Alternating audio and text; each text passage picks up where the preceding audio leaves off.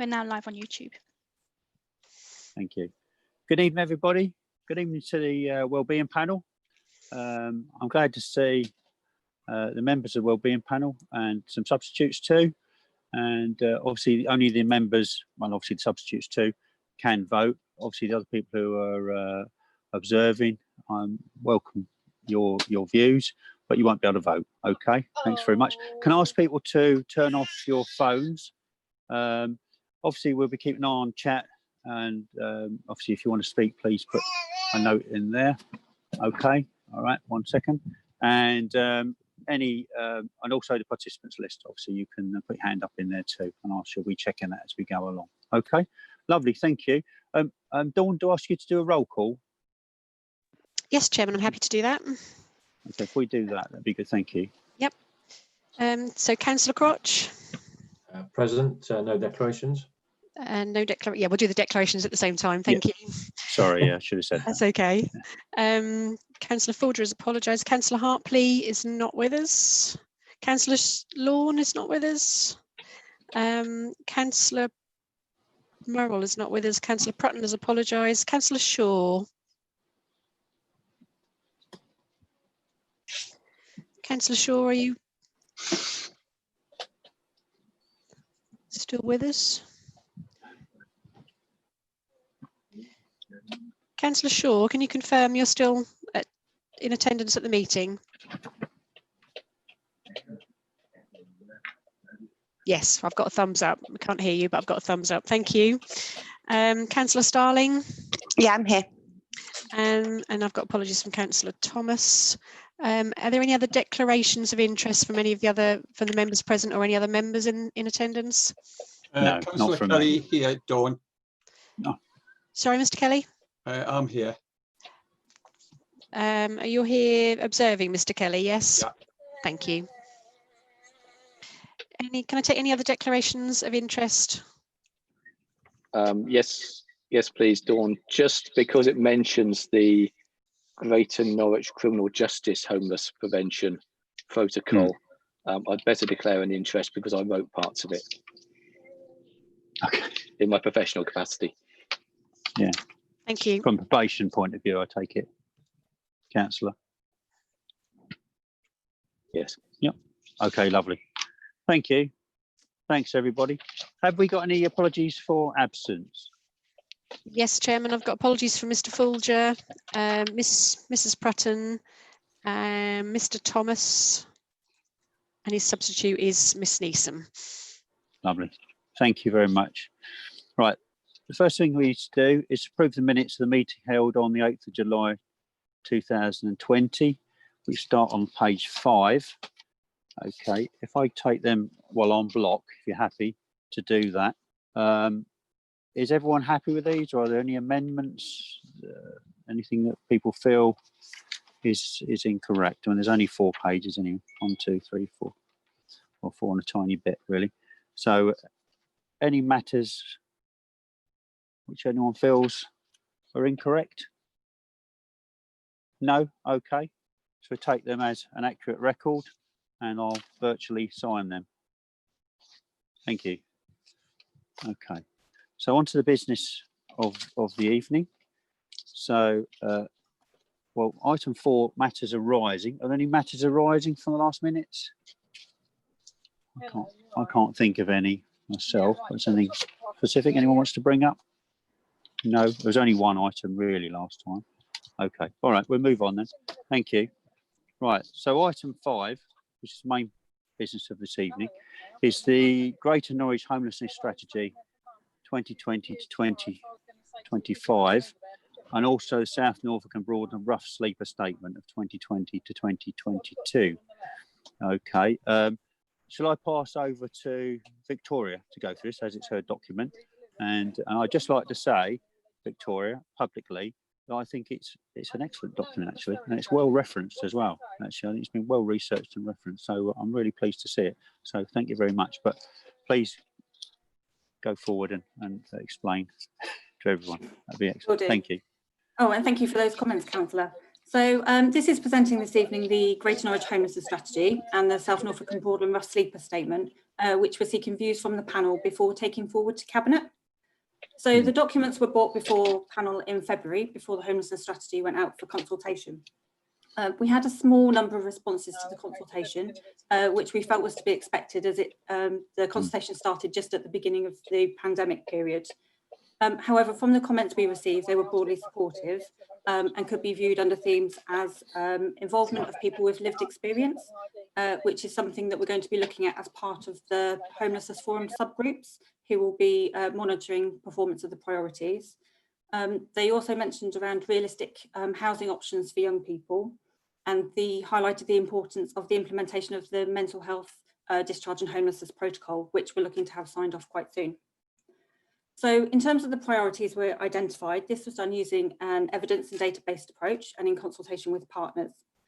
We also, within the documents, wanted to look at alleviating the drivers of homelessness, such as low incomes, skills training, and accessing affordable housing. Then we had COVID-19, which sort of delayed the progress of the strategies, but did make us review the documents, review the priorities that we'd identified to see if they were still relevant. And we feel they are still, if not more, relevant than they were pre-COVID. So, for example, data shows that calls for support and advice from people experiencing domestic abuse have increased exponentially since the implementation of lockdown. And we expect approaches to the housing service by those fleeing domestic abuse will also increase. So in terms of the strategy, it's vitally important that we have actions around suitable accommodation and well-resourced local services to meet individual needs. The skills and training agenda is also highly important in terms of preventing homelessness. So data suggests that economic recovery to pre-COVID level could take at least another 2 years, and that is of course dependent on further infection outbreaks. So this was something we discussed at a recent Greater Norwich Homelessness Forum, and there's great appetite from forum partners to link into existing work with that specific focus on homelessness prevention, and that's something we'll be taking forward over the next few weeks. From a rough sleeping perspective, at the beginning of lockdown, we were able to offer accommodation to all those rough sleeping in the districts as per the government's Everyone In request. And we want to continue that good work to ensure that the people we've accommodated can receive the right support and access accommodation that is sustainable for them, but also ensure that we can support those who have or may move into rough sleeping, or ideally prevent them from doing so. So just to summarise, the documents aim to present priorities with actions that further develop our joined up response with partners to tackling homelessness and rough sleeping, which we think feeds really well into the work underway at the moment to redesign the housing offer across Broadland and South Norfolk, in taking that person-centred approach to increase resilience and offer wraparound support for those who might need extra assistance. But it also feeds well into our council's recovery planning post-COVID and the strategic housing partnership work being undertaken at a county level. Thank you.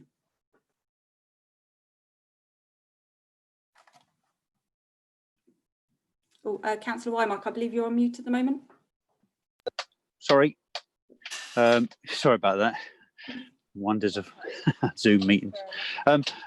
Just for clarity, obviously we've been working with our partners in Norwich and South Norfolk for some time, obviously on these strategies. Just to be clear, the rough sleep statement is only for 2020 to 22, so that we can then align from 2022 to 2027. So we can then ongoing, we can have a strategy for rough sleeping.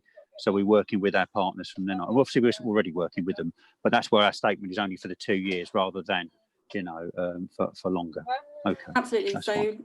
Norwich have their own rough sleeper strategy because they feel it sort of really helps to just have that specific high focus on rough sleepers. So their strategy runs until 2022. So once we get to that period, we'll look at an aligned strategy with Norwich. Yeah, okay, that's lovely. Thank you. Okay, so if I open it out to the floor, if anyone's got any questions that they want to ask, I'll try and keep an eye on the participants list, etc. Chairman, you've got Councillor Shaw, I think, who's been indicating he'd like to come in. Okay. Yep. Thank you. Yeah, no, it's not to do with this actually. It's just that somebody's got a radio or something, TV on in the background, and every time they unmute, that comes through, and all I find myself doing is listening to that and not what the speaker's saying. It's most annoying. Okay, okay. I'm sorry to hear that, Councillor. Have you got nothing you want to ask while you're on? Not yet. Okay, thank you. Right, fair enough. Okay. Is there anyone else who'd like to clarify any points? There's nothing in chat. Councillor Crotch. Yep. Thank you. Trying to unmute myself as well there, Chairman. Sorry. No, I just had a question of just my understanding, and it's on page 14.3.12 that I just didn't understand and it's just a numbers thing, where it talks about 127 people rough sleeping, and then it said of these 60% have been supported and 41% have moved into long-term housing. Now, is that 41% of the 60, or if not, is that not 101%? And I was just a bit confused by the 101%. And obviously, being a banker, we like to inflate figures. I appreciate that, but shouldn't have said that on a live stream, should I? But but it was just a clarification for me on what that numbers meant there, really. Yes, so that is the percentage of the people who of the 60%. So it's 41% of the 60%. Of the 60. Yeah. Okay, no, that's fine. I thought it might be, but I just really, and as I say, other than that, I think in support what the chairman says, I think it's a really good document, and one that we certainly need, particularly as we come out of the COVID issues and the furloughing stopping, as it talks about in there, and the poverty and that will probably occur as a result of this. So definitely a needed document. Thank you. Lovely. Thank you, Councillor. Just can I ask a couple of questions around, well, obviously we've got a big problem, and we will have a big problem around domestic abuse, as we say, you know, post-COVID. I think we're all aware of that. In the rough sleeper strategy, actually on page 57 it is, we've got the domestic abuse numbers for, well, as we know, obviously they're well documented, but often underreported numbers for domestic abuse towards women. It's 1 in 3 women. We've got no figures for men. I just thought that perhaps we should have that same figure from the Office of National Statistics, just to represent, so that people actually understand this isn't just something that affects women. It does affect large numbers of men as well. Now, I don't know what the numbers are off the top of my head, but they're probably something 1 in 4 or 1 in 5 maybe men. And so I just thought it was something that we should have in the document, just so that we should, you know, sort of say that. And another thing is, it's just, well, there's actually a mistake in there, but later on it says about the average age the rough sleepers live to, and it says 47 and 43, and they both say male. Obviously 47 is male, well, not obviously, but 47 is male and 43 is female. I think it might be useful just so people can just see how much of an impact rough sleeping has on people, that we could actually show the average age of people in the country, really, which I say the last time, well, I looked today actually, and it's sort of 80 and 83. So it's so significant. You know, people will live, well, literally half, a woman living on the streets will live half as long as were she not doing so. And I just think that would really bring home to people the impact of rough sleeping particularly, but obviously homelessness full stop. And obviously how much difference we can make to people's lives, quite literally to their longevity, let alone anything else, the quality of their lives, by actually getting involved and putting strategy in place to support people.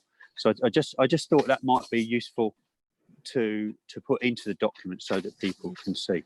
There's another couple of things that sort of leapt out to me. On page 32 on the, jumping back, sorry, but on page 32, we look at the prevention and relief of homelessness here. And in Broadland, the huge percentage of single females. I mean, we know single males are a major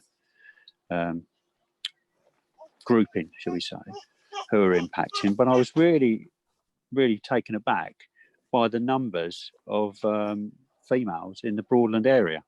I mean, it was significantly higher. I mean, it's 29% as opposed to 20% in the east. I mean, which I was really, really surprised. I'll stop there, but I see Julie wants to speak. So Councillor Neeson, so if you'd come in. Thank Well, you. part of what I was going to ask was about that, because when I looked at those statistics, my initial reaction was, oh, that's high. But then I thought this is a percentage, so we don't know, well, unless I've missed it. I wasn't sure what it was a percentage of in terms of numbers of people rather than, so it could be that, you know, 29.9 or 29% is a percentage of 10 people rather than 29% of Broadland. So I just wondered if you had People presenting, I think. Victoria put me right, but I think that's people presenting. Yeah. So it's people presenting for assessment under the Homelessness Reduction Act. So that'll be people who are either homeless or threatened with homelessness. So it's a percentage of about 220 households. So 29% math skills. I'm not sure what that'd be, but yeah. So it's still a big number, isn't it? Makes sense now. The other It's just thing phenomenal. the other thing I was going to ask about was just that generally over the whole strategy. Now I realise this is a short-term strategy, so you know, no major changes are going to be made, presumably in terms of provision of lots of social housing in that time. And at the end of it, it talks about economic growth and development for the future. So that's the hope. But obviously with COVID, that's kind of put things on that, you know, economic growth might not be as quick as we'd hoped it was going to be. And there is a possibility that those people currently in temporary, in rented housing, who may have planned to go onto the housing market, might have to delay that, which then, you know, sort of delays the availability of housing for people wanting to go into the rented sector. So there could be a sort of short-term, even greater lack of accommodation for people coming, you know, who are looking at needing somewhere to live. And is there any plan in the short term for housing, you know, whether it's housing for people in emergency basis, that type of thing in the Broadland area? Because I realise that temporarily at the moment, people have been in hotels and you know, bed and breakfast, that sort of thing. But obviously that's not going to happen forever. So what is the short-term plan? So we're looking at, so in terms of temporary accommodation, we're looking at government funding at the moment for what we can do in terms of increasing that support available for people. We've been working with our sort of major housing associations to look at where we can free up property. So we've got places to place people in terms of temporary accommodation. But some of the other work we've been doing around the housing redesign work is looking at what our temporary accommodation offer is. So exploring the temporary accommodation that's available in Broadland, what's available in South Norfolk, and how we can utilise it to the best ability, and then also where we can look at pulling in more accommodation as well. Victoria, or Jamie just put his hand up as well. I just wonder if you wanted to give Councillor Neeson and others really a bit more information around the first step and the new worker that we've got coming in, and obviously what they will do as well. And obviously longer term, I know obviously the government have put a lot of money down now, and obviously it's everyone in now it's staying, which is good. That's the way it should be, and it's how we actually manage that. So I didn't know if you wanted to make any comments around that really. Okay. Do you want Victoria, do you want to start, or Jamie? Jamie? Oh, let Jamie start. Go on. Okay. Jamie's sticking his thumb up, so I'll let Jamie start. Okay. Sorry, I'll let Victoria answer the question. The point I was just going to add to Victoria's response to Councillor Neeson is obviously one of the mitigating factors we've taken around the short-term additional demand on temporary accommodation. Council agreed to a temporary change to the way we prioritise folk through the housing register to give more discretion to officers to allow us. You know, the issue isn't necessarily that the stock of sustainable accommodation isn't there. It's just that through COVID, the entire system clogged up and stopped working. And what we're trying to do now is to get people out of temporary accommodation, which is not a satisfactory place for anybody to be, either from a financial or a moral point of view, and into some degree of sustainable accommodation. So that's helped, I think, no end. Mike will not or shake his head at me if he feels differently, but that's helped no end in terms of the officer's ability to get the whole system moving, if you like. But Victoria, I didn't want to steal your thunder. You take the question on the wider piece of work we're doing around best in class housing. Okay. So just to confirm, so that was a just an update on the first step service, which is the Rough Sleeper service that we've got. So this is a service we implemented just over a year ago following successful bid for central government funding from the Rough Sleeper initiative. So with that, we were able to second 2 people into a Rough Sleeper coordinator posts, and also have some funding for some accommodation. So initially it was quick access, somewhere safe to stay accommodation that people could stay in for up to 3 days. So it was just a question of, we receive a report of someone rough sleeping, our rough sleeper coordinators can make contact with them, and then quickly they've got somewhere to access for accommodation if needed.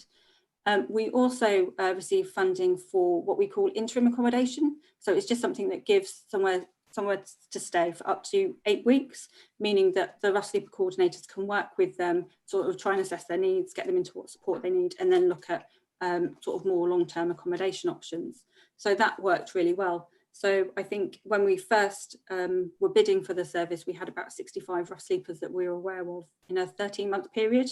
Within the first 3 months of the service starting, we had 44 referrals of rough sleepers coming into us. So, you know, they were out there, we just hadn't identified them at the time. So what we've done in terms of year 2 of the funding is we've got an additional post for an assessment and resettlement worker. So this person will be working with anyone who's rough sleeping or at risk of rough sleeping as they end accommodation, to work out exactly what their needs are, what they need to move on into sustainable accommodation, and then work with them from that moment of entry, you know, with a view to, let's move you out of this temporary accommodation and move you into something that meets your needs, that you've got the support you need, and then you've got something sustainable. So that's what we'll be doing going forward. Lovely. Thank you, Victoria. I've got Councillor Roper and then Councillor Hartley would like to speak. So I'll start with Councillor Roper. I'll go over to you. Councillor Roper. Thank you, Chair.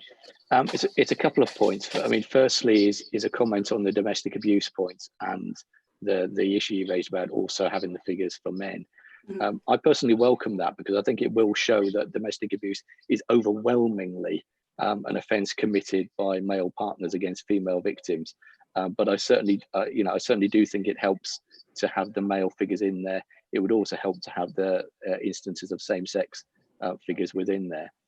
I think perhaps there is a hidden element in the domestic abuse side when you look at the number of single women who are presenting as in housing need, who are perhaps not actually declaring that that is a result of domestic abuse. So again, it's the huge amount of hidden domestic abuse cases we have to account for. My main question is about COVID proofing going forwards, and we're talking about a 2-year economic slowdown, and what we know, and Jamie has already mentioned about the housing market backing up and clogging up, because in times of uncertainty, in times of low income, people don't want to move, and as a result, there isn't movement up the housing sector, and it always backs up at the bottom, and the people who get hit worst are the homeless and those in housing need. So I think my question is do we have to give an additional boost at this time to try and increase the capacity for homeless, in anticipation that there is going to be much bigger problems around the corner? Okay. I can certainly just come in on the points around the domestic abuse figures. So in the equality impact assessment, I have put in some statistics around figures for male victims of domestic abuse, and also figures within the LGBT community. But what I can do is I can make sure they're taken out of the equality impact assessment and included within the strategy itself, just to give sort of a greater overview of domestic abuse. In terms of the housing provision, Jamie, I'm not sure if that's something that you want to pick up. Sorry. Was that a hospital pass, Victoria? Yes, it was. Sorry. That's okay. I mean, Mike may be better placed to chip in, but I mean, it's an excellent question, Councillor Roper. I think we've been really well prepared for COVID as a council, and actually unilaterally across the 2 councils, the officer teams serve as well. I would add, having the degree of private sector leased and in-house temporary accommodation that we've had at our disposal, the ability to flex the use of that resource, and have brought in subsequent resource through the, as I'm sure colleagues will know, the additional capacity at Coltishall, the ex-RAF quarters. That has largely seen us through the issue. There has been an increase in the use of some hostelry and B&B provision, I haven't got the figures in front of me, but I would be more than happy to seek those out and send them round to colleagues later after the meeting if that's of interest or use. We're now seeing a dissipation in the need for that additional capacity, and we're being quite guarded in the way that we scale down our operation for two reasons. One is that I would always advocate that I would rather that if we have to place people in temporary accommodation, it's temporary accommodation we can vouch for the quality of and make sure they're people in that accommodation are supported in the right way by our officers or partners, and we have the ability to do that more easily with our own provision and the provision at Coltishall. We know that other districts have suffered much more from having to use B&B and hotel accommodation because they haven't got the same level of preparedness that we have, and that's been really good. We are ramping down our use of Coltishall, but obviously we know that the capacity is there should we get, or if, depending on how you see things, we get a second spike in COVID, and there presumably would be another charge from government to make sure that we're looking after and helping those who are rough sleeping isolate. I mean, again, Mike, I'm going to bring you at this point because I'm getting to the edge of my ability to draw upon facts. But the other aspect, I suppose, at consideration here is about the profile of those people that we've seen come into our sphere of need over COVID, whereas other districts have obviously had a very sharp focus on those presenting as rough sleepers and getting those rough sleepers off the streets and into accommodation, and the levels of complexity and chaos that that client group has. We've seen some of that in South Norfolk and some of that in Broadland. Actually, what we've seen more of are people presenting as at risk of homelessness who maybe were going under the radar to some degree. So people who maybe weren't living chaotic lifestyles, but people who were kind of just living on the edge of making ends meet. People who were going under the radar because they weren't technically homeless, but they were living on sofas of friends or living with mum and dad, or for whatever reason COVID has made their situation untenable and they've come into our domain. So actually it's easier in some respects because those individuals tend to be more stable and more in a kind of a short-term blip in their life. It's easy to work with them and move them through the system. So I think that profile of demand is probably just as important as the scale of demand that we've seen, and it's different for Broadland than it is for many of the other districts in Norfolk. Mike, do chip in though, because like I say, you'll have the data at the front of your mind, I'm sure. Yeah, no, that's fine. And I mean, just to add that, one of the things that we see in terms of the percentage of numbers of people who are in a kind of, which I would deem as churn, they're in the system, but they're not at high risk at the moment. And actually, so things like, those rough sleepers element, those or sofa surfing, that type of agenda, or people who are backing up in terms of finance and not affording the rent. One of the things that we're working with the team is to try and identify those people earlier, because where we can really win is if we can stop people losing their home in the first place, or we can get them into something. And what that does, it takes out that kind of churn element in the system, which means that then we've got more properties to then focus those people who really need that support. So things like domestic abuse, etc., or rough sleeping. So there's going to be a lot of work to do to reduce that number of cohort who would present homelessness, but are perfectly preventable if we can. And then just to pick up on Jamie's point, which he mentioned about Coltishall, we've got the ability to attract and expand that, and that's an element that I personally don't like putting anyone in a bed and breakfast. I don't think it's appropriate, particularly if they're shielding. And some of our bed and breakfasts as well, Councillor Roper will know, aren't the best and going, and the chairman as well. So if we can avoid those areas, which again, as part of this churn, you go into a system which then is a really poor accommodation. It then takes you longer to get out of. We need to stop doing that. We need to find places where we can put people, we can get them on, we can move them on, building up with those first officers and how we can support them back into more sustainable accommodation. That's the plan and model moving forward, and that's how we'll reduce that problem over the next couple of years. Thank you very much. Thank you. Just before we move on, Councillor Roper, I just wanted to say to you, if you look on page 57, it's the it says areas of positive impact as domestic abuse. Second paragraph down there, it's got a lot of figures from Stonewall, and there's some very interesting figures there, very saddening really. And basically the suggestion here that 11% of the LGBT plus population have experienced domestic abuse in the previous 12 months, just twice as high as the population as a whole. And there's other figures in here for bisexual people, trans, etc., etc. But overall, it's very damning. As you say, it would be useful maybe if we had that included as the male figures, saying in the top line there, really. So I think if we could look at people over their lifetime, like all of these figures, they're all open to what should we say? I mean, they're all estimations really, because we know it's underreported, seriously underreported crime. So, but nonetheless, I think it would be really useful for people to understand what is going on, or as much as we understand anyway. Okay, if I just invite Councillor Hartley and then Councillor Leggett to speak. So, Councillor Hartley. Chairman, Thank you, Chair. before you do, you've still got Councillor Shaw on. Can you add to that list as well? Okay, I will do. Thank you. Sorry, Councillor Hartley. Okay. Sorry, I'm going to go back again over the male figures for domestic abuse. I have to agree that it is really important that those figures are raised, as there is a huge amount of stigma around male victims of domestic abuse, likewise with male mental health. I think it's really important that we do highlight that.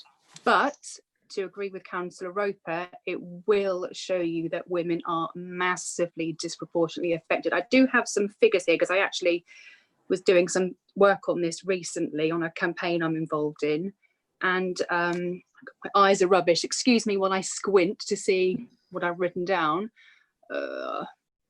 In terms of the perpetrators of domestic abuse, 92% of them are men. So whether it's a male victim or a female victim, 92% of the time it is men dishing it out. And in terms of victims, 13% are men. Now, 13% is 13% too much, obviously, but, you know, there's a massive difference between the amount of men being affected and the amount of women being affected. And while, yes, I do agree that we should be highlighting both sets of figures because of the stigma attached, I don't want us to lose sight of who is the most affected here. I think that's really important that we don't lose sight of that. I was actually at a place at the weekend, a place that helps people who are at risk of domestic abuse or experience it currently. And, you know, the figures have gone up massively, as you know, during lockdown, but it's also now including domestic abuse from children to their parents as well.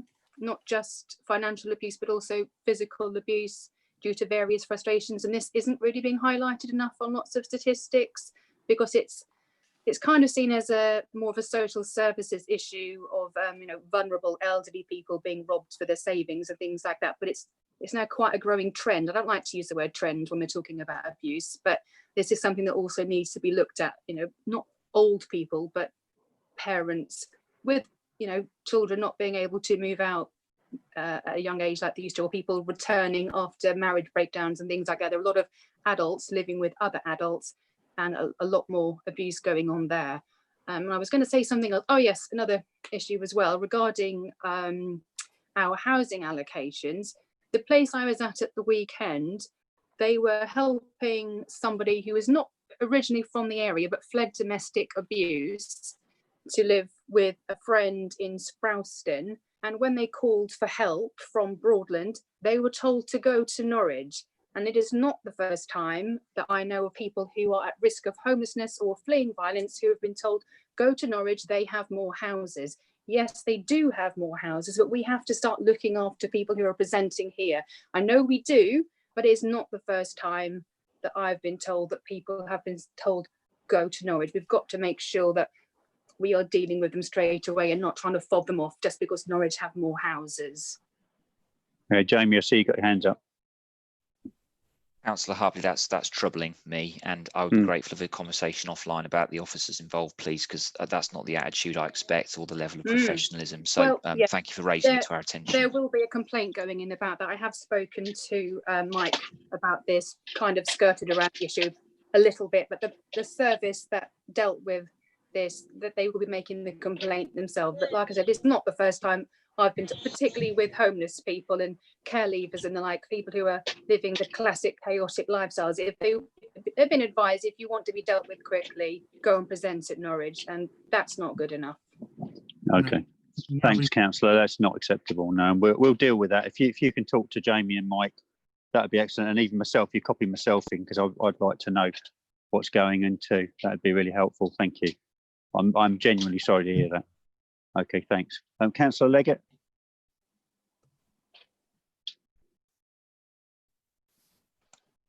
Sorry. Firstly, apologies. I should have declared an interest that I'm a trustee of Leeway, which provides services to those suffering domestic abuse. My question is about the older person, especially older women. So shall we say over 60s to start with. There's an increasing number of women in that age group suffering or coming forward to say they're suffering from domestic violence. I don't mean they're not suffering, I mean they are, but they are actually now presenting more in that age group. And I just wondered if that had any particular demands on housing, and how if you responded to those in that category any differently. Thank you. Do you want me to answer that? We don't. I mean, all domestic abuse cases are dealt with the same. We are seeing an increase, and we've seen that for a number of years now. We had a recent domestic homicide review in South Norfolk, which was a lady of over 70 who had been abused and murdered. And I think, and there's a cultural shift there. We know that generation generally accepted more than they do now, and so, you know, that awareness raising is gradually seeing that older generation come forward, which is absolutely fantastic. There can be nuances, particularly with older people, because we find that some of the females are less likely to try and take on their husband, or you know, they've got less places to go. So we know there's some nuances there which we need to work through. But yes, it's I mean, the basic response is always the same. It's about making sure that female is supported, and can we move them on. And it's going to be an increasing issue which we know we need to keep on top of and challenge. Thank you, Mike. I think you're right. I think culturally, years ago, people just accepted it. That was just what happened. You didn't report it to the police or anyone else. You know, your neighbours might know, but even if they did know, they wouldn't do anything about it, because it was just culturally accepted, which it really isn't and should never have been. But anyway, there we are. But we need to do what we can now. Okay, Councillor Shaw. Thank you. Yeah, on the domestic abuse side, there's a lot behind this as well. It's not just what's happening now, it's what happened before. For instance, a lot of them are bullies, probably from school days, I would think. This is one of the things that I had to deal with when I was younger as well. And I've seen the way it's gone, and they seem to get away with it. Now, the only thing is, these days, the police are constantly talking about domestic abuse and what they're doing about it. But it's going up. It's not just going up being reported, it's actually going up. And I don't think the sentencing actually covers the actual crime, because it is a crime. It should be much stricter, and this is something that needs taking to the government. It's not just here. The legislature really needs to look at it and change it to give adequate sentencing to these people, because that's one way to stop them doing it, and you'd have less homelessness through that. It's one thought, but I'm sure there are many more that you're thinking of as well. Lovely. Thank you, Councillor Shaw. There was a couple of things. I'll go to Mike. Go on, Mike. Sorry, just in response to Councillor Shaw, one of the things that, and absolutely is something we've that I know has been looked at. One of the issues that I'm really keen on working with the police, particularly, is around perpetrator programs. It's all very well sentencing people, and that's really important, but it's actually changing that behaviour. And I don't think there's enough resource comes into male perpetrator programs in Norfolk. I think it's an underfunded area, and we need, because we do see that there's a constant change and constant churn of abusers who then go on to abuse other victims, and we need to address that behaviour. And it's right, and most bullies have been bullied themselves, and they've been bullied at home, and it's changing that cycle, which we really need to focus on. Sorry, Chairman. No, thanks very much, Mike. It must be honest, I'd just written down perpetrator programs. I was really pleased to hear you say that. That was good. I 100% agree with you. That I don't know of any perpetrator program, or certainly not in the length of life that's actually been put in place in Norfolk, let alone anywhere else really.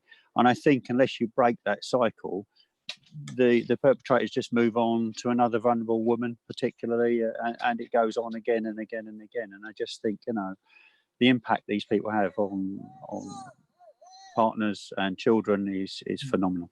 And I think we need to look at different ways of changing it. Oh, hang on. Chairman, we've got Miss Natasha Harpley wants to speak, and I believe Mr. Roper. Okay, right. Okay, just one more thing, and then I'll bring them in. Okay. And there was another thing I was going to bring up around obviously different programs, but I think the Men's Shed as well. The Men's Shed can be a really useful sort of vehicle to engage with men. One, for men to engage and talk about potential abuse towards themselves, but also so it may be something within an informal setting that we can sort of start that conversation with men about what is and isn't acceptable in relationships. So I just think it's another thing there. Okay, so sorry, so it's Councillor Hartley and then Councillor Roper, yeah? Okay, Councillor Hartley. Thank you, Chair. Sorry again to come in. No, it's okay. Just getting back to Nigel, actually, you were talking about stronger legislation needed, Nigel. They have just amended the domestic abuse bill, and they have included additional crimes and clauses, including misogyny being a specific crime, because as you say, a lot of these people are bullies from day one, and they will pick on people who are vulnerable, and it is usually women, and they can find someone they think they can get away with it with and take out their hatred of women. They will do it. And also survivors of domestic abuse, i.e. the children who witnessed it, they are now being formally recognised as survivors to get help from what they've witnessed and what they've been through. In terms of the Domestic Abuse Act, this is something I've raised with Mike as well. What I'm seeing as an ongoing problem is the rise of easy access to extreme porn. Now, I know this is a really difficult thing for people to want to talk about, and I won't go into details, but the rough sex excuse has just also been amended in the Domestic Abuse Act, because last couple of years, was it 80 something men used the excuse that they murdered their partners because it was rough sex that went wrong. Now, the 50 Shades kind of mantra that has really given rise to this and normalized this kind of activity, along with people being able to access really extreme porn that normalizes the abuse of women. Now, if we don't deal with this on a local level as well, we're going to keep seeing women being treated appallingly. We've got to nip it in the bud. It's not just good enough saying, well, now there's a law saying you can't say she asked for it and it went wrong. We've got to be getting into schools where people are accessing porn, not just looking at people who we consider to be vulnerable. Anybody can be watching this kind of stuff and thinking, this is what you do when you're an adult. This is how adults behave with each other. This makes me a real man. This is what women should be putting up with. And we've really got to act firm and hard on this now. Yep. I can just come in there. So one of the actions we've got in the strategy is around, as you say, you know, it's young people sort of thinking about what is acceptable behaviour. So we know that, you know, you've got girls of 16 and younger experiencing domestic abuse, and it's about developing. So there are sort of like freedom to change programs out there. So it's about, one of the things we'd like to do is look at developing a program that is aimed at young people, so they can recognise that what their experience isn't acceptable, and how they can sort of prevent getting into that kind of relationship again. Absolutely. Excellent. Lovely, thank you. Thank you. No, I agree with what you're saying. You're saying, and it's never been so easily accessible, really. I mean, when I worked with schools, and we spoke at great length, really, about working with parents to try to get them to understand how to limit their children's access, because children in primary school would come in with almost unlimited data to access. Well, it was 3G then, but I mean, it would be 4G now. and whatever, and yeah, children going to primary school and accessing stuff which they shouldn't be accessing. It is illegal. It is abusive. Without any shadow of doubt, it's sexual abuse as the definition. You know, if parents are allowing them to access this stuff, but also as well, I think it was the 2012 Children Act. That domestic abuse is seen as abuse. You know, if a child experiences it directly or indirectly, it is seen as abuse. So, you know, it is in statute, and we need to sort of move on from that. So I'm pleased we're moving in the right direction, but we have some way to go. So I have every belief we can move forward, but I think it's going to take some time. I'm sorry to say, but there you go. Okay, right. Thank you, Councillor Roper. Thank you, Chair. I'd certainly agree with everything that Councillor Hartley said just now. Just to add to the grim picture around domestic abuse, certainly one of the trends that I think is apparent is that perpetrators are getting younger and victims are getting younger, and that's certainly something which needs to be taken into account. On perpetrator programs, they do exist, but people have got to be convicted before they can be referred on. And one of the things which probably does need to be looked at is programs for people pre-conviction, people who think they need help, who haven't been convicted. But then it's the question about who actually commissions that and who pays for it. And I don't think there's any clear answer to that. It might be something that we nod and wink at our new PCC when he or she gets elected, that should be something that they look to putting some money towards. The question which I was going to ask is about actually how our strategies align with other pieces of work. And it was mentioned earlier about a separate protocol around mental health, which I presume is why mental health isn't its own category. You know, we've got 4 areas of priority in this document with mental health as a golden thread. When I first looked at it, I thought there probably should be 5, and mental health be one of them.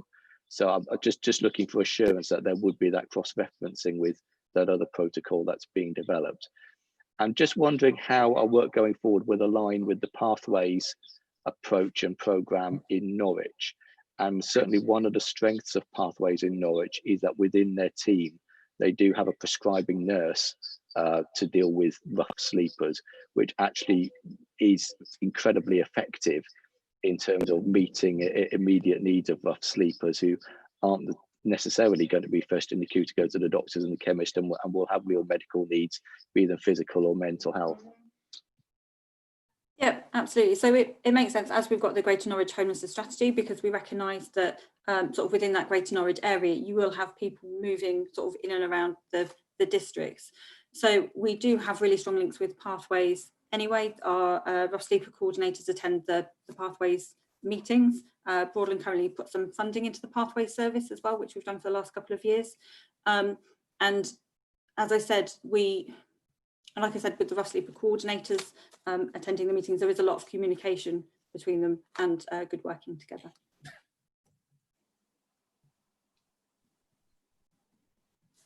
Jamie, do you want to speak? Echo what Victoria said to Councillor Roper's question. I suppose, and in a world pre-COVID, when I was allowed to leave my spare room, I went and spent some time at the Pathways project, St Martin's Trust, and also went to a shelter team meeting just to kind of get a sense as to the offer around the city and how it serves our residents that kind of gravitate towards the city and its resources, and those that live on the periphery. You know, those that in the pub might say they live in Norwich but actually live in Broadland. What troubles me a little bit, and something Mike and I are thinking through though, is what our offer is to the 60% of our population that live in really rural areas. And I think what I mean, absolutely we must work as best we can a Greater Norwich footprint, because homelessness doesn't recognise political boundaries. And we and Norwich all recognise this and work really well at a strategic level. I think that whilst the Pathways programme is absolutely excellent, it worries me a little that it's very focused on the presenting issue and not the cause. And it worries me also that it's not taking any credence to some of that unseen homelessness that we know is out there in the rural parts of our communities. And actually the COVID experience, as I mentioned earlier, the profile of demand we've seen has been much more weighted towards people who are not really making ends meet, more than it has the much more obvious presentation of rough sleeping in terms of its crisis. So absolutely we must continue to work and will with Norwich and the Pathways programme, because it is exemplary, but I wouldn't want that to be our complete and sole focus. I think there's more we need to do in terms of our rural communities as well. Thank you, Jamie. Thank you. If no one else wants to speak, we'll move towards a recommendation. But one thing, while it's in my mind, I should have brought it up earlier on when we were talking about domestic abuse. But on page 36, we talk about DASH, which a lot of people won't actually understand what DASH is. But it's a domestic abuse assessment. It doesn't actually tell us what it stands for, but it's domestic abuse, stalking, and honour-based violence. That's what DASH actually stands for now in the assessment. So just so people are aware, it's not just, I don't want to minimise domestic abuse in any way, shape or form, but obviously it's a bit wider than that. It's obviously stalking and honour-based violence are well, quite big elements in our society, unfortunately. So we need to recognise that. So just so that we get it right in the strategy here, so it's clear for everyone to actually understand. Okay, thank you very much. Right. Mr. Chairman, would it be possible for me to have a question as an observer? Please do. Please go ahead. This is mainly for Jamie and probably Mike as well. Coltshall, as we know, has done a fine job, but I remember on the joint working panel we've been on there were several incidents where the police had been called and the rest of it, and there was a bit of a worry about security. I'm just wondering, in the long term, if you're going to carry on, utilising that establishment, do we have enough security in it, and are we really on top of what has happened in the past, please? If I want to start, Councillor, so we had some initial. I mean, there's no doubt there's been some issues there about sticking nearly 90 asylum seekers on site in a fairly small rural village. That hasn't helped, and the speed of that didn't particularly help the integration and security of the area. Certainly in the first few weeks, there were problems on site. We've seen those issues decrease over the last month, and actually now there is a 24-hour security team on site. Actually, in terms of our homelessness cases and actually domestic abuse cases, we've put actually female victims up there purely for the reason that there is 24-hour security on site, which is so they're safer there than they are in a bed and breakfast. So the security issues we're getting on top of. We know there's still some low-level concerns, and we're obviously addressing that. We have now had a fortnightly catch-up with the professionals meeting to make sure that area is supported and secure, and that includes Cromwood, who run the building. And so the area. I mean, I feel as though the area is as secure as we can. And we'll be continuing working with the asylum seeker population, particularly to make sure that stabilises, which it has been doing over the last few weeks. We saw an initial bit of churn as we built up the asylum, or the Home Office built up the asylum population there, but that stabilised about 75 to 80. So they're now stable. So they formed their own community now. So they have settled down. In fact, the challenge we've got now is because our homelessness tenants there have actually started to churn as we've found more long-term accommodation. What we've done up there is to ensure that only low-risk homeless cases go up there now, to ensure that the place is safer than we can possibly make it. So we've had issues at the start, but that has calmed down a lot. Okay, thank you, Mike. Thanks, Mike. Excellent, thank you. Right, I'd like to propose we go to recommendations on page 10. So I'd like to propose recommendations as they stand, 1 and 2. So the panel to note and comment on Greater Norwich Homelessness Strategy 2020 to 2025 and the South Norfolk and Broadland Rough Sleeper Statement 2020 to 2022. And the second point was to recommend adoption of said strategy and rough sleeper statement to the Cabinet. Obviously, there'll be a few amendments as we've discussed, but pretty much as is. So I'd happy to move that as a proposal. Someone would like to second it? That'd be good. Oh, Councillor Crotch. Yeah, I'm happy to second that motion as you put forward, Chairman. Thank you. Thank you, Councillor Crotch. Thank you. Should we move to a vote? Can we just raise our hands as there's so few of us? Is that okay? Yep. Can you see my hand? There we are. I think that's fairly unanimous, Chairman. Thank you, Dawn. Thank you. Well, that concludes the business for tonight. Thank you very much for everyone. It's been a really interesting discussion. It's obviously a really sad subject, really, but something we need to get grips on in a modern society. And I hope we can do our bit, really, to do that. And I'd like to thank everyone for the participation tonight. Okay. And thank you, Jamie. All right. Thanks. All right. Brilliant. Thanks. Have a good evening. And I look forward to seeing you all at the next Wellbeing panel, if not before, when we discuss many greater things.